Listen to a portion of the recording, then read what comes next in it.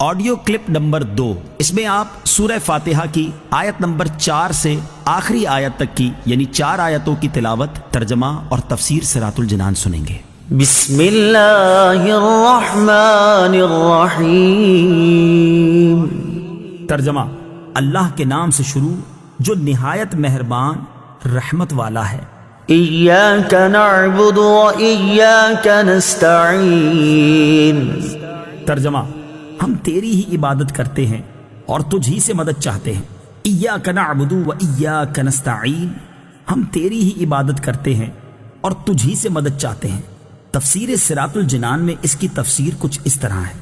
اس سے پہلی آیات میں بیان ہوا کہ ہر طرح کی حمد و ثنا کا حقیقی مستحق اللہ تعالیٰ ہے، جو کہ سب جہانوں کا پالنے والا، بہت مہربان اور رحم فرمانے والا ہے۔ اور اس آیت سے بندوں کو سکھایا جا رہا ہے کہ اللہ تعالیٰ کی بارگاہ میں اپنی بندگی کا اظہار یوں کرو کہ اے اللہ عز و جل، ہم صرف تیری ہی عبادت کرتے ہیں، کیونکہ عبادت کا مستحق صرف تو ہی ہے اور تیرے علاوہ اور کوئی اس لائق ہی نہیں کہ اس کی عبادت کی جا سکے، اور حقیقی مدد کرنے والا بھی تو ہی ہے۔ تیری اجازت و مرضی کے بغیر کوئی کسی کی کسی قسم کی ظاہری، باطنی، جسمانی، روحانی، چھوٹی بڑی کوئی مدد نہیں کر سکتا۔ وَإِيَّاكَ نَسْتَعِينُ، اور تجھ ہی سے مدد چاہتے ہیں۔ تفسیر صراط الجنان میں اس کی تفسیر کچھ اس طرح ہے۔ اس آیت میں بیان کیا گیا کہ مدد طلب کرنا خواہ واسطے کے ساتھ ہو یا واسطے کے بغیر ہو، ہر طرح سے اللہ تعالیٰ کے ساتھ خاص ہے، اور اللہ تعالیٰ کی ذات ہی ایسی ہے جس سے حقیقی طور پر مدد طلب کی جائے۔ اعلیٰ حضرت امام احمد رضا خان علیہ رحمت الرحمان فرماتے ہیں، حقیقی مدد طلب کرنے سے مراد یہ ہے کہ جس سے مدد طلب کی جائے اسے بالذات قادر، مستقل مالک اور غنی بے نیاز جانا جائے کہ وہ اللہ تعالیٰ کی عطا کے بغیر خود اپنی ذات سے اس کام یعنی مدد کرنے کی قدرت رکھتا ہے۔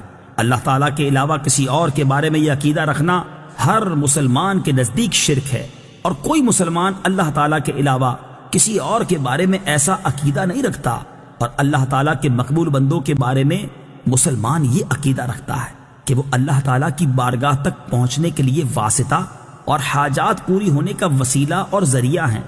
تو جس طرح حقیقی وجود کہ کسی کے پیدا کیے بغیر خود اپنی ذات سے موجود ہونا اللہ تعالیٰ کے ساتھ خاص ہے، اس کے باوجود کسی کو موجود کہنا اس وقت تک شرک نہیں جب تک وہی حقیقی وجود مراد نہ لیا جائے۔ یوں ہی حقیقی علم کہ کسی کی عطا کے بغیر خود اپنی ذات سے ہو، اور حقیقی تعلیم کہ کسی چیز کی محتاجی کے بغیر از خود کسی کو سکھانا اللہ تعالیٰ کے ساتھ خاص ہے۔ اس کے باوجود دوسرے کو عالم کہنا یا اس سے علم طلب کرنا اس وقت تک شرک نہیں ہو سکتا جب تک وہی اصلی معنی مقصود نہ ہو۔ تو اسی طرح کسی سے مدد طلب کرنے کا معاملہ ہے کہ اس کا حقیقی معنی اللہ تعالیٰ کے ساتھ خاص ہے، اور وسیلہ و واسطہ کے معنی میں اللہ تعالیٰ کے علاوہ کے لیے ثابت ہے اور حق ہے۔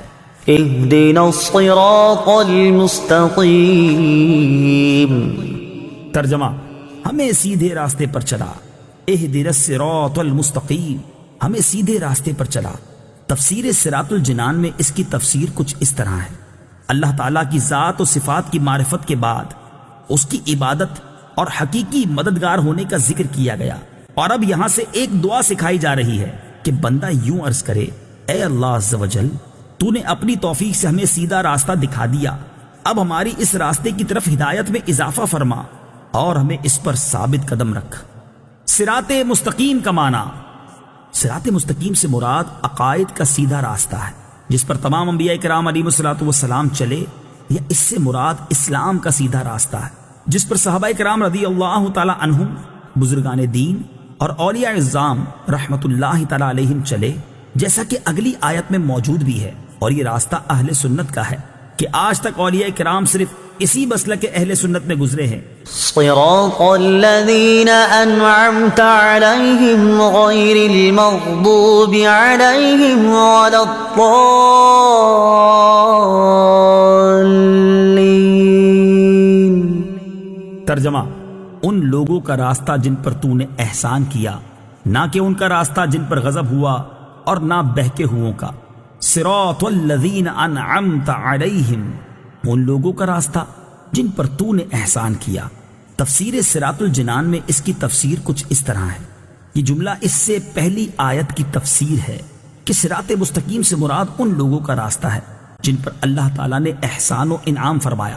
آیت ولضالین سے متعلق شرعی مسئلہ، بعض لوگ ولضالین کو ولضالین پڑھتے ہیں، ان کا ایسا کرنا حرام ہے۔ اعلیٰ حضرت امام احمد رضا خان علیہ الرحمۃ الرحمان فرماتے ہیں ضاد ضا ذال زا سب حروف متباینہ متغائرہ یعنی ایک دوسرے سے جدا جدا حروف ہیں، ان میں سے کسی کو دوسرے سے تلاوت قرآن میں قصدن بدلنا، اس کی جگہ اسے پڑھنا، نماز میں ہو خواہ بیرون نماز، حرام قطعی و گناہ عظیم، افتراء علی اللہ و تحریف کتاب کریم ہے۔ آمین اس کا ایک معنی ہے اے اللہ عز و جل تو قبول فرما، دوسرا معنی ہے اے اللہ عز و جل تو ایسا ہی فرما۔ آمین سے متعلق شرعی مسائل، نمبر 1 یہ قرآن مجید کا کلمہ نہیں ہے۔ نمبر 2 نماز کے اندر اور نماز سے باہر جب بھی سورہ فاتحہ ختم کی جائے تو اس کے بعد آمین کہنا سنت ہے۔ نمبر 3 احناف کے نزدیک نماز میں آمین بلند آواز سے نہیں بلکہ آہستہ کہی جائے گی۔